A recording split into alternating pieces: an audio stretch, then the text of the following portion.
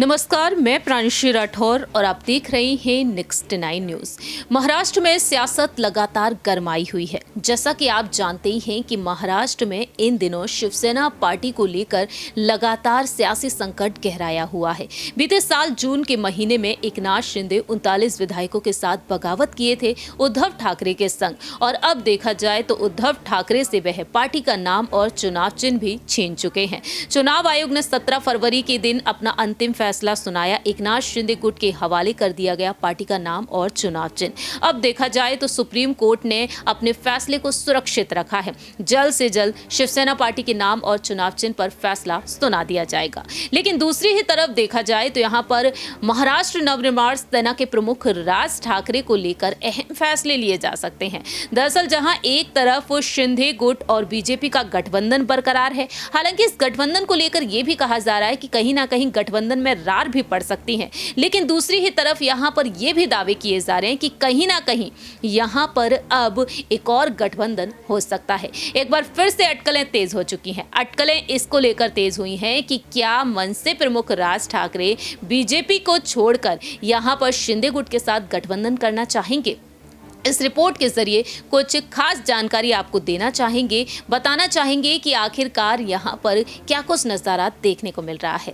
सबसे बड़ी खबर जो आज सामने आई वो बड़ी खबर यही रही कि एकनाथ शिंदे मनसे के कार्यालय पहुंच गए अचानक से, और उनके इस कार्यालय में दस्तक देने के बाद किस तरह से यहाँ पर खुशी का माहौल देखने को मिला। और यहाँ पर अब चर्चाएं ये शुरू हो चुकी हैं, क्या शिंदे यहाँ पर मनसे के साथ गठबंधन करना चाहते हैं। दरअसल आज जो खबर सामने आई उस पर रुख करना चाहेंगे सबसे पहले, और आपको जानकारी देना चाहेंगे कि बीजेपी और शिंदे गुट में किस तरीके से रार पड़ती हुई भी दिखाई दे रही है सीटों के बंटवारे को लेकर। सबसे पहले आपको बता दें कि महाराष्ट्र में सियासत इस वजह से तेज हो गई कि गुड़ी पड़वा के मौके पर डोंबिवली में शोभा यात्रा निकाली गई, जहां पर मुख्यमंत्री एकनाथ शिंदे भी शामिल हुए। एकनाथ शिंदे का शानदार अंदाज में स्वागत किया गया। कैसे उनका स्वागत हुआ है, जरा देखिए ये रिपोर्ट।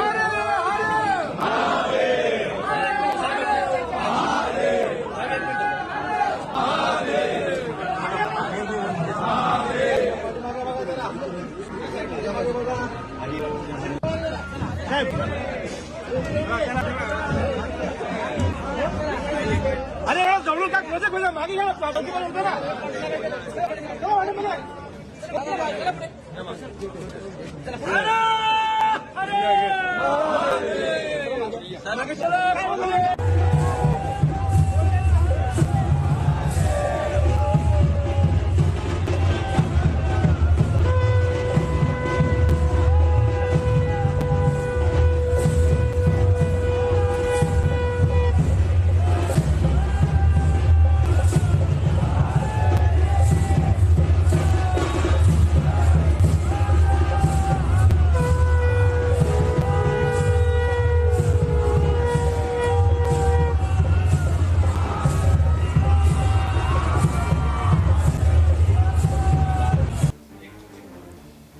आपने देखा किस तरह से यहाँ पर एकनाथ शिंदे का बेहद शानदार अंदाज में स्वागत हुआ। लेकिन दूसरी ही तरफ यहाँ पर एकनाथ शिंदे मनसे के कार्यालय पहुंच गए, और मनसे के कार्यालय जब वह पहुंचे तो सियासी सरगर्मियां ये तेज हो चुकी हैं। क्या यहाँ पर मनसे और शिंदे गुट का गठबंधन होगा।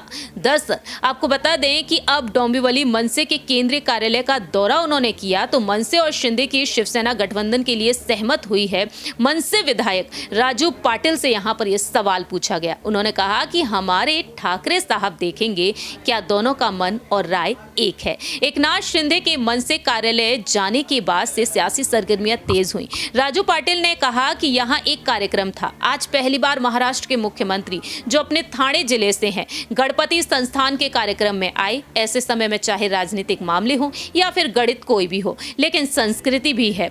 मैंने उनसे अनुरोध किया, ऑफिस बगल में है, क्या आप आ सकते हैं। उस समय एक सेकंड की देरी किए बिना उन्होंने हमारे अनुरोध का सम्मान किया और आ गए। इसके लिए उन्हें धन्यवाद। 24 घंटे 12 महीने कोई राजनीति नहीं करता। कुछ चीजें हमारी संस्कृति की होती हैं, सामाजिक समरसत्ता भी होती है। मुझे लगता है कि हमारे मुख्यमंत्री ने इसका पालन किया, उन्हें धन्यवाद। इस तरह से यहाँ पर राजू पाटिल ने अपनी बातों को रखा। लेकिन दूसरी ही तरफ सवाल यहाँ पर यही खड़े होते हैं, क्या वाकई में यहाँ पर गठबंधन के चांसेस नजर आ रहे हैं। फिलहाल यहाँ पर जानकारी देना चाहेंगे कि शिंदे गुट को बीजेपी के कुछ फैसले रास तक नहीं आ रहे हैं और उन फैसलों को ध्यान में रखते हुए कहीं ना कहीं यहाँ पर सियासी सरगर्मियां जिस तरह से तेज हो रही हैं, जिसे देखते ही यहाँ पर अब देखा जाए तो और भी ज्यादा सियासत में एक बड़ा बदलाव देखने को मिल सकता है। दरअसल आपको बता दें कि अब यहाँ पर मनसे प्रमुख राज ठाकरे की पार्टी के साथ गठबंधन को लेकर अटकलें तो तेज हुई हैं, लेकिन इससे पहले दिवाली के खास मौके पर मुलाकात हुई थी सीएम शिंदे और राज ठाकरे की। वहीं दूसरी ही तरफ मुलाकात की थी देवेंद्र फडणवीस ने भी, जब राज ठाकरे बीमार हुए थे उस वक्त भी, तब भी अटकलें तेज यही हुई थी कि कहीं ना कहीं मन से यहाँ पर गठबंधन कर सकती है कहीं ना कहीं यहाँ पर अब आने वाले समय में शिंदे गुट या बीजेपी के साथ। लेकिन उन अटकलों पर उन्होंने विराम लगा दिया। उनका कहना रहा कि आगामी बीएमसी चुनाव में वह अकेले ही उतरेंगे। वहीं राज ठाकरे ने यह भी नसीहत दे डाली बीजेपी को कि अब बीजेपी को ध्यान रखना चाहिए कि यदि चढ़ाव आता है तो उतार भी आता है। और वहीं उद्धव ठाकरे को उन्होंने ये चुनौती दी कि देखा कि मुझसे टकराने का नतीजा क्या हुआ, सीएम पद से हाथ तक धोना पड़ा। लेकिन इसी बीच राज ठाकरे ने भी यहाँ पर कुछ बातें रखी, ये आपको जानकारी देना चाहेंगे। दरअसल राज ठाकरे हाल ही में यहां पर रैलियों को लेकर लगातार सुर्खियों में बने हुए हैं। गुड़ी पाड़वा पर जनसभा को उन्होंने संबोधित किया और लाउड स्पीकर का मुद्दा एक बार फिर से उन्होंने उठा दिया। एमएनएस की स्थापना दिवस हाल ही में संपन्न हुआ है और उस दौरान भी उन्होंने अपनी बातें रखी थी। लेकिन राज ठाकरे ने तत्कालीन सरकार को मस्जिद पर से लाउड स्पीकर हटवाने के लिए अल्टीमेटम दे दिया था। अगर मस्जिदों पर लगे लाउड स्पीकर नहीं हटे तो उनके बाहर हनुमान चालीसा का पाठ लाउड स्पीकर पर किया जाएगा। लेकिन एक बार फिर से उन्होंने सवाल खड़े कर दिए हैं। उनका कहना है जो हिंदुत्व करते हैं वो एक बार मुझे अपना हिंदुत्व समझाएं। अगर सऊदी अरब में लाउड स्पीकर बंद हो सकता है तो फिर भारत में क्यों नहीं हो सकता। आज की सभा में इस मुद्दे पर फिर बात करूंगा। आपको जावेद अख्तर के द्वारा पाकिस्तान में दिया गया वो स्टेटमेंट सुनना जरूरी है। जब आप लोग हमारे देश की लता मंगेशकर को नहीं मानते तो फिर हम लोग आपके कलाकारों को इज्जत क्यों दें। राज ठाकरे ने जब हमारे देश में खुद इतना टैलेंट है तो फिर हम पाकिस्तानी कलाकार क्यों चाहिए। इस तरह से उन्होंने अपनी बातें रखी। राज ठाकरे ने कहा कि यहाँ पर अब देखा जाए लाउड स्पीकर विवाद को लेकर एक बार फिर से कहीं ना कहीं वह हुंकार भरते हुए नजर आ रहे हैं। तो राजनीतिक दलों पर यहाँ पर लगातार उनकी निगाहें टिकी हुई हैं। राज ठाकरे के इस ऐलान के बाद, इस बयान के बाद भी सियासी सरगर्मियां तेज हो चुकी हैं। लेकिन दूसरी ही तरफ यहाँ पर नजरअंदाज नहीं किया जा सकता बीजेपी और शिंदे गुट को। जी हां, जानकारी के लिए आपको बता दें कि हाल ही में बीजेपी से महाराष्ट्र से प्रमुख चंद्रशेखर बावनकुले ने कहा कि पार्टी विधानसभा चुनाव में 240 विधानसभा सीटों पर चुनाव लड़ेगी। इससे संकेत मिले कि शिवसेना के खाते में महज 48 सीटें ही आएंगी। 248 और 250 सीटों पर चुनाव लड़ेंगे। शिंदे गुट के पास 48 से 50 से ज्यादा विधायक नहीं है जो चुनाव लड़ेंगे।